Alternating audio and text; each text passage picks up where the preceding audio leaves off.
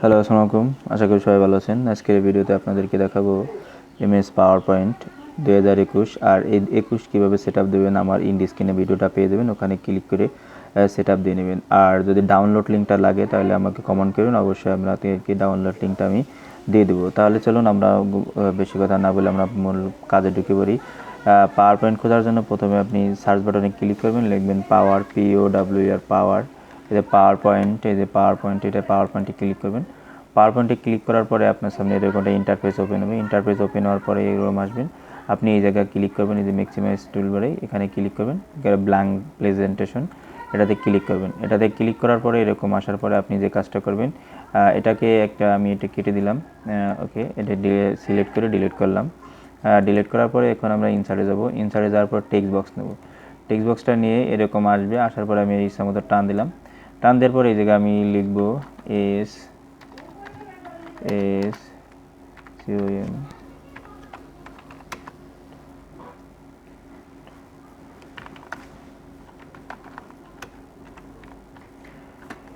এটা হচ্ছে আমার ইসের চ্যানেলের নাম। তো এটাতে আমি একটু বড় করে নিই, ফন্ট সাইজ একটু বড় করে নিলাম। ওকে, একটা লাইনে রাখি আমি। ওকে, একটা লাইনে রাখলাম। এটার মাঝ বরাবর নেওয়ার জন্য শেপ ফরম্যাটে যাব, অ্যালাইনে যাব এবং মিডিলে ক্লিক করলাম। তাহলে মিডিলে চলে আসলো। এই জায়গায় দুইটা অ্যানিমেশন আছে। প্রথমটা ডিজাইনটা আমি একটু দেখাই। তো এটা হচ্ছে পেজের ডিজাইন। পেজের যে ডিজাইনটা থাকে সাধারণত পেজের ডিজাইন, এটা আমি আজকের এই পর্বে দেখাবো না, পরবর্তী একটা ভিডিওতে আপনাদেরকে দেখাবো। আমি ট্রানজ্যাকশন দেখাবো এবং অ্যানিমেশন। ট্রানজ্যাকশনটা হচ্ছে যে আপনার পেজের অ্যানিমেশন। তো আপনি পেজটা কীভাবে আর কি প্রেজেন্টেশন করতে চান সেটা এখানে এই জায়গায় ক্লিক করলে, এই যে মোড়ে এখানে ক্লিক করলে দেখতে পাবেন যে আমি একটু করে দিই। দেখতে পাচ্ছেন যে এটা হচ্ছে পেজের অ্যানিমেশন। হ্যাঁ, ট্রানজ্যাকশনটা হচ্ছে পেজের অ্যানিমেশন। আর টেক্সট অথবা শেপের অ্যানিমেশন হচ্ছে অ্যানিমেশন নামে যে ট্যাবটা আছে। এটাতে প্রথমত আপনি এই টেক্সট বক্সে বা লেখার ভিতরে ক্লিক করবেন। ক্লিক করার পরে অ্যানিমেশন, যেমন যদি বাইরে ক্লিক করেন তাহলে কিন্তু কোনো অ্যানিমেশন কিন্তু এই জায়গায় শো হচ্ছে না, দেখতে পাচ্ছেন। তো এই জায়গায় যাওয়ার পরে আমরা এটা টেক্সট বক্সের ভিতরে ক্লিক করলাম, অর্থাৎ লেখার ভিতরে ক্লিক করার পরে দেখতে পাচ্ছেন যে এই জায়গায় সবগুলো অ্যানিমেশন কিন্তু অটোমেটিক কিন্তু হাইট ছিল, এখন আনহাইট হয়ে গেছে। এখন এই জায়গা থেকে আপনি যেটা করতে পারেন যে আমি এখান থেকে যে কোনো একটা অ্যানিমেশন দিয়ে দেখাই। তো এই জায়গায় অ্যানিমেশন দেওয়ার পর অ্যানিমেশন দেওয়ার পরে ইফেক্ট অপশনে যাওয়ার পরে দেখতে পাচ্ছেন যে এই জায়গা থেকে আপনি লেফট রাইট করে দেবেন। যেহেতু আমি লেফটে ক্লিক করলাম, লেফটে ক্লিক করার পরে কিন্তু এরকম আসলো। আসার পরে এখন আমি যদি অ্যানিমেশনটা চালাতে চাই তাহলে এই যে আইকনটা স্লাইড শো আইকন, এখানে ক্লিক করবেন।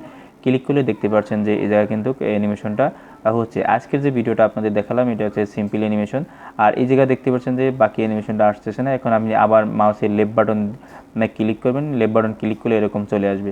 তো এটা যদি আপনি অটোমেটিক চালু করতে চান তাহলে কী করবেন, এই জায়গায় যে আপনার অ্যানিমেশনটা আছে, এই জায়গায় অ্যানিমেশন আসার পরে এই জায়গায় আপনি যে কাজটা করে দেবেন, ট্রানজ্যাকশনে যাবেন। ট্রানজ্যাকশনে যাওয়ার পরে এই যে ওয়ান মাউস ক্লিকটা উঠে দেবেন। ওয়ান মাউস ক্লিক আছে, আপনি যখন ক্লিক করবেন তখন অ্যানিমেশন চালু হবে। আর যদি ক্লিক না দেন তাহলে অ্যানিমেশন চালু হবে না। তো আমি যদি অটোমেটিক চাচ্ছি যখন আফটারে ক্লিক করব যে একটা অ্যানিমেশন কত সেকেন্ড পর পর আর কি চালু হবে, আমি সেই জায়গায় 2 সেকেন্ড পর পর চালু হবে।